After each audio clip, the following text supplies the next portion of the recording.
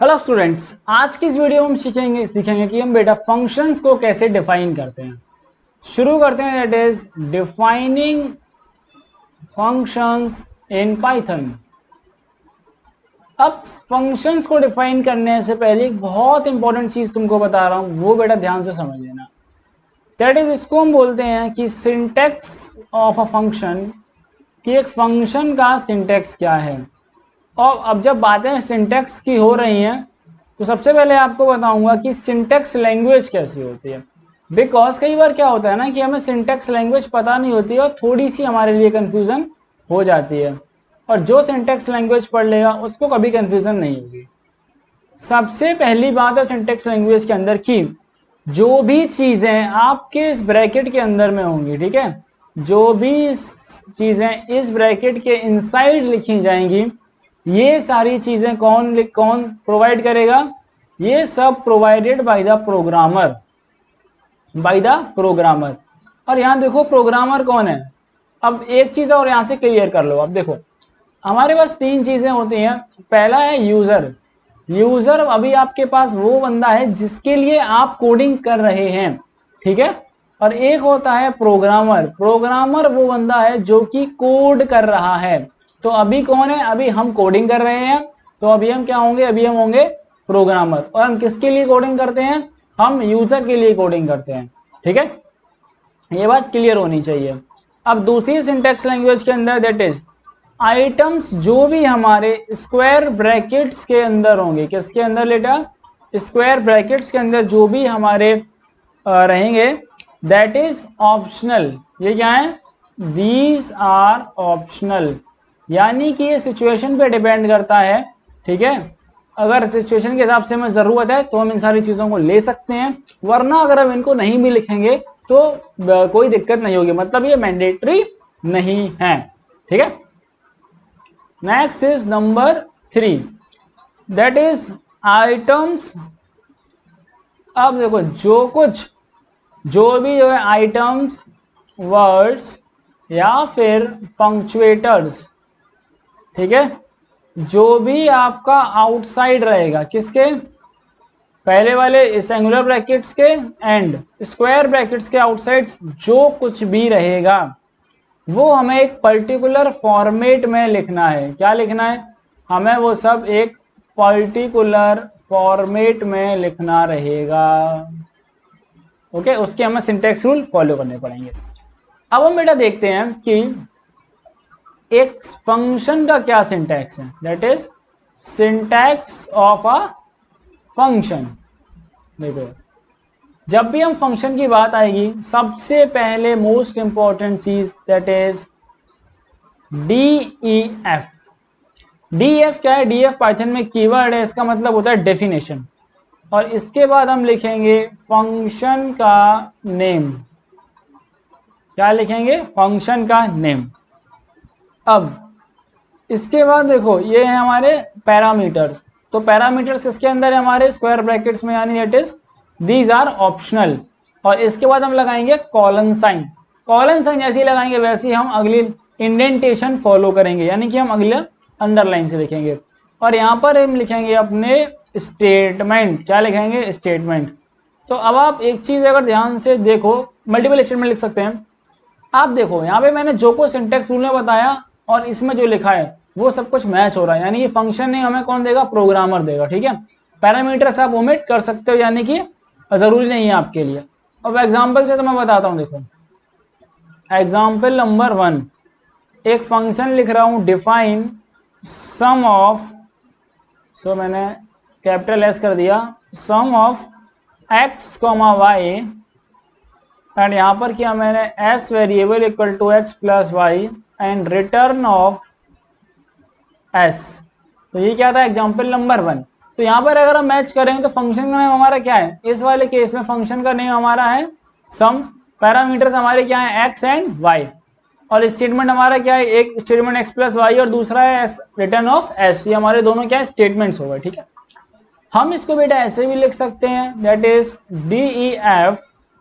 एक मैंने फंक्शन बना दिया, दैट इज शेयर नाम का फंक्शन है, एंड मैंने अब सिर्फ प्रिंट दे दिया इसके अंदर, प्रिंट में सब्सक्राइब।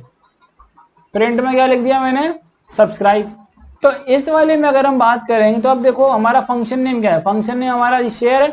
पैरामीटर्स इसमें ऑप्शनल थे, ठीक है, तो हमने इसमें पैरामीटर्स नहीं दिए हैं और स्टेटमेंट हमारा ये रहा। ओके, तो दोनों टाइप से मैंने आपको दिखा दिया, एक हमने पैरामीटर्स लेके ही फंक्शन बना लिया, दूसरा हमने विदाउट पैरामीटर्स के फंक्शन को समझ लिया है। तो बच्चों जितने भी यहाँ तक इस वीडियो को देखा है सबके सब चैनल सब्सक्राइब करके सपोर्ट जरूर करना, बिकॉज इस तरीके का आपके लिए क्वालिटी कंटेंट मैं बना पाऊँ। तो अगर आप लोगों से भी सपोर्ट रहता है थोड़ा मुझे अच्छा लगेगा और मैं कंटेंट बना पाऊंगा। अब नेक्स्ट स्टेज देखो, फंक्शन बेटा दो टाइप के होते हैं। कितने टाइप के होते हैं, ठीक है, ऑन द बेसिस ऑफ, देखो किस बेस पे ही बात कर रहा हूं, ठीक है, on the basis of, on the basis of उसको बता सकता हूं मैं, वैल्यू टू बी रिटर्न।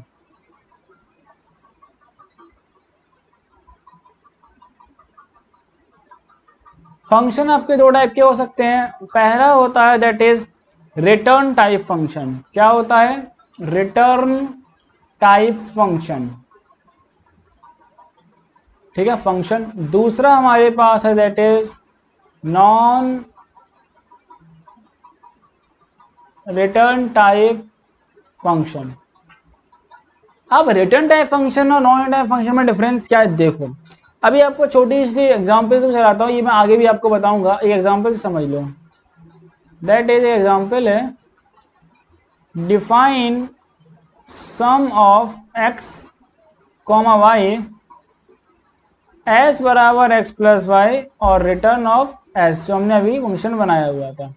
दूसरा फंक्शन था हमारा define sum of x comma Y, और इसमें मैंने ले लिया s is equal to x plus Y और यहाँ मैंने प्रिंट करा दिया s। अगर हम इन दोनों को बेटा ध्यान से देखें तो देखो इसमें क्या है, इसमें क्या है कि हमारी s की वैल्यू कैलकुलेट हो रही है यहाँ पर और ये रिटर्न हो जा रही है। इसका मतलब है कि जहां पर इस फंक्शन को कॉल किया गया होगा ये वैल्यू वहीं पर चली जाएगी, ठीक है, जहां पर हमारा फंक्शन कॉल किया गया वैल्यू वहीं पर चली जाएगी। यानी कि क्या मैं इससे ये भी कह सकता हूं कि हमारी जो वैल्यू है वो मेन प्रोग्राम में वापस जा रही है। कहाँ जा रही है, मेन प्रोग्राम में वापस जा रही है। अब जब वैल्यू मेन प्रोग्राम में वापस जाएगी तो हम इसको फर्दर कैलकुलेशन के लिए इसी वैल्यू को हम आगे भी इस्तेमाल कर सकते हैं, ठीक है, इसका ये एडवांटेज है। अब दूसरा हमारा नॉन रिटर्न टाइप, तो इसमें क्या है, देखो इसमें है हमने फंक्शन में लिया ऐसा में X comma Y and sum of X plus Y किया, ठीक है, सम करने के बाद हमने क्या किया, सीधा प्रिंट में एस कर दिया। हमने इस वैल्यू को वापस अपने मेन प्रोग्राम में नहीं भेजा, तो हम ये वैल्यू जो है, ये आपकी वैल्यू का जो स्कोप है वो सिर्फ इस फंक्शन की बॉडी के अंदर ही है। कहां तक है, इस फंक्शन की बॉडी के अंदर ही सिर्फ इसका स्कोप है, ये बात आपको ध्यान रखनी है। और इसमें जो वैल्यू हमारी वो मेन प्रोग्राम में रिजल्ट कैलकुलेट होकर नहीं जाता है, इस बात का आपको ध्यान रखना है। ओके, क्या ये बात समझ में आई? चलो तो मैं ये बात समझ में आ गई होगी, इतना ज़्यादा मैं उम्मीद करता हूँ, ठीक है। बाकी तो मैं पढ़ा भी कौन रहा है यार, मैं पढ़ा रहा हूँ। चलो next is structure of a Python programme. Structure of a, आप देखते हैं यार एक पाइथन का जो प्रोग्राम वो कैसा होता है, स्ट्रक्चर तो हम जरूर देख लेना। प्रोग्राम कुछ ऐसा होगा दैट इज, मान लो एक फंक्शन है डिफाइन फंक्शन वन डिफाइन किया, फंक्शन 2, मान लेता हूं काफी सारे फंक्शंस है हमारे पास। उसके बाद आएगा हमारे पास that is top level statement, यानी कि जब हमारे फंक्शंस खत्म हो जाएंगे, फंक्शंस की डेफिनेशन खत्म हो जाएंगी और उसके बाद जो टॉप लेवल के स्टेटमेंट हमारे लिखे होंगे, ठीक है, that is statement number 1 and statement number 2। सो हमारा यहां से जो है इनको कंसीडर किया जाता है दैट इज मेन। क्या कंसीडर किया जाता है इनको, मेन कंसीडर, यानी कि हमारा जो मेन प्रोग्राम वो यहां से शुरू हो रहा है। अब एक बात आपको और बता दूं मैं, जब भी हमारा किसी फंक्शन को हम कॉल करते हैं तो ऐसा नहीं होता है कि लाइक आपने तुरंत कॉल की, मैं आपको बताता हूं देखो। तो इसकी अगली हेडिंग है हमारी, दैट इज, अगली हेडिंग है flow of execution in a function call।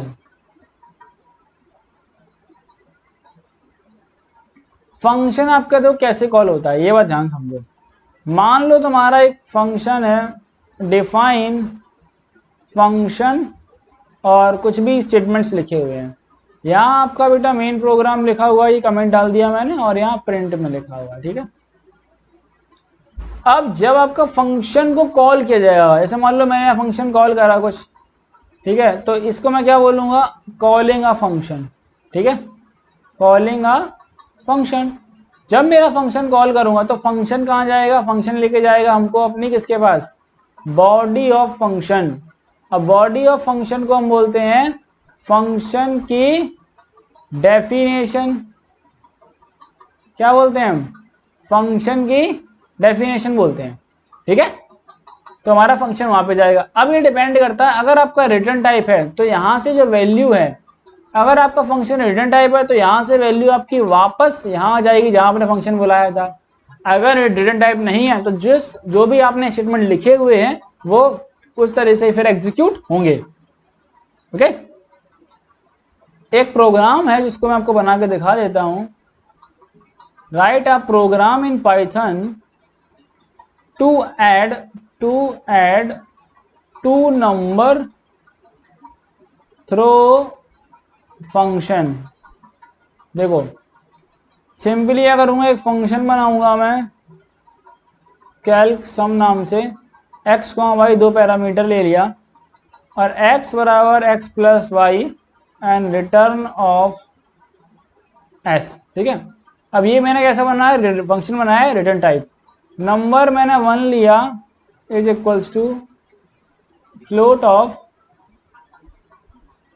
Float के बाद इनपुट लगेगा, ठीक है, input of enter number 1, number 2 लिया मैंने,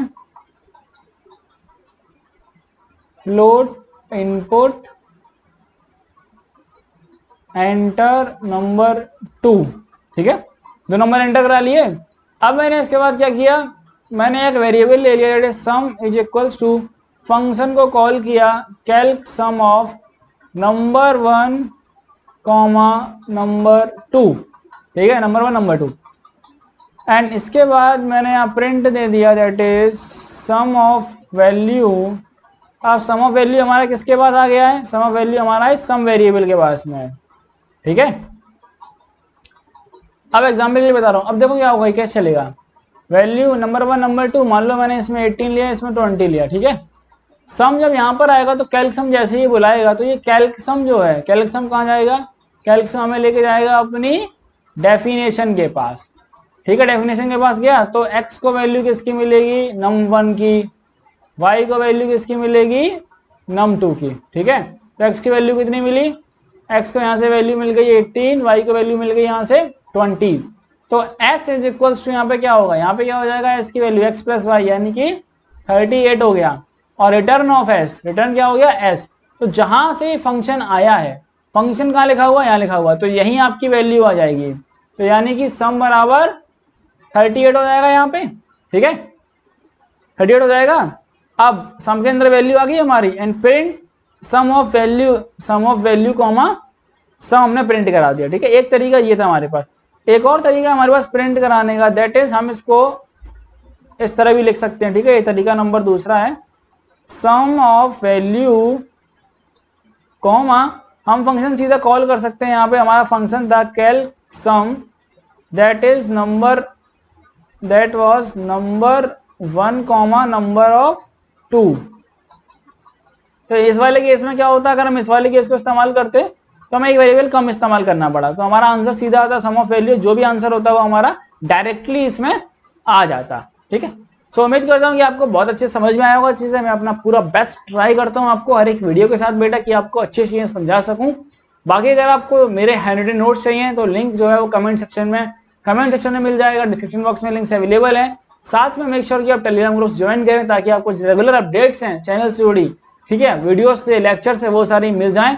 और मेक श्योर कि चैनल को सब्सक्राइब जरूर करें ताकि आप ऐसे ऐसी वीडियोस अपने दोस्तों तक भेजते रहें, आपके पास पहुंचती रहें, सबसे पहले पहुंचे, जब भी मैं लाइव आऊँ तो नोटिफिकेशन आपके पास पहुंचे।